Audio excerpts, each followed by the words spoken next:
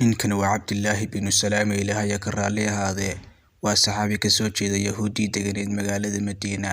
Wuxuu ahaan jiray culimada waaweyn ee Yahuudda, balse wuu islaamay wuxuuna ka mid yahay saxaabada waaweyn ee Rasuulka sallallahu calayhi wasallam.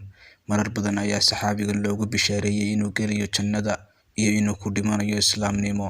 Waxaa ka markhaati kacay inuu ehelka jannada yahay saxaabigii weynaa ee Sacad bin Abi Waqqaas, isagoo caddeeyay inuu maqlay Rasuulka sallallahu calayhi wasallam oo leh isagu waa ehelka jannada.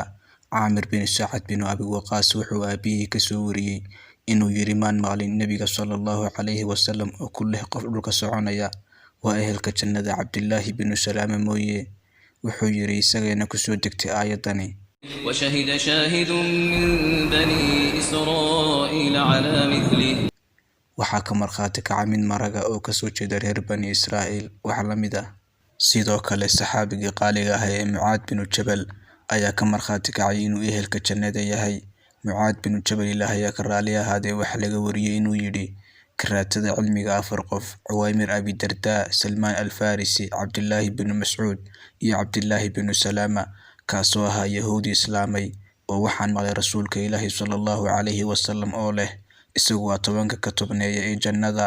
Haddaba siduu ku islaamay Cabdillaahi binu Salaama?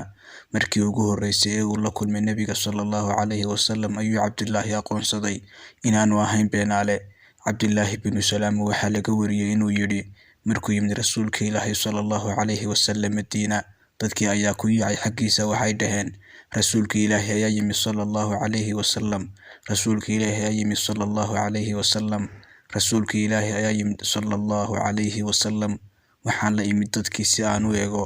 Markaan hubsaday wejigii Rasuulka Ilaahi ayaan gartay inaan wejigiisu ahayn weji beenaale. Wixii ugu horreeyay ee uu ku hadlayna waxay ahayd dad u faafiya salaanta, quudiyana cuntada, tukadana ayadoo dadku hurdaan waad gelaysaan jannada si nabadgelyo ah. Cabdillaahi binu Salaama markuu islaamay wuxuu dhowr su'aalood weydiiyay Nabiga sallallahu calayhi wasallam. Kadibna markuu helay jawaabihii ayuu qaatay diinta Islaamka. Su'aalahaas oo ahaa kuwan: waxaa noo warramay Anas in Cabdillaahi binu Salaama ay soo gaadhay inuu Nabigu sallallahu calayhi wasallam u yimid Madiina, waana u yimid isagoo weydiinaya arrimo.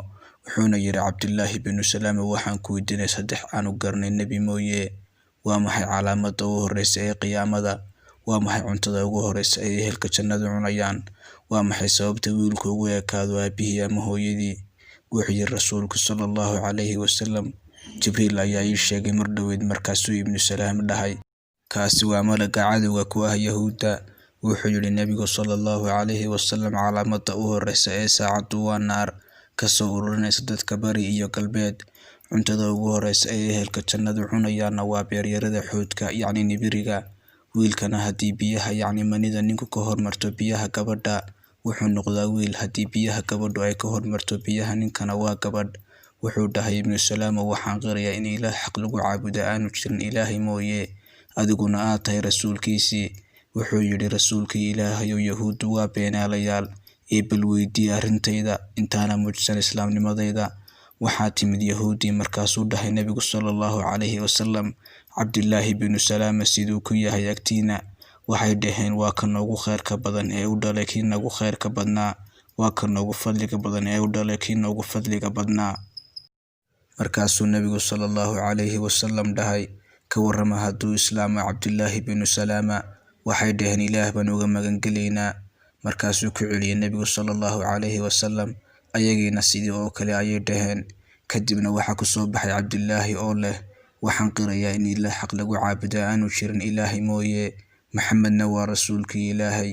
Markaasay dhaheen Yahuudii, waa ka noogu sharka badan ee u dhalay kii noogu sharka badnaa. Wayna naaqusiyeen. Wuxuu yidhi Cabdillaahi, taas baan ka cabsanayay Rasuulkii Ilaahayow.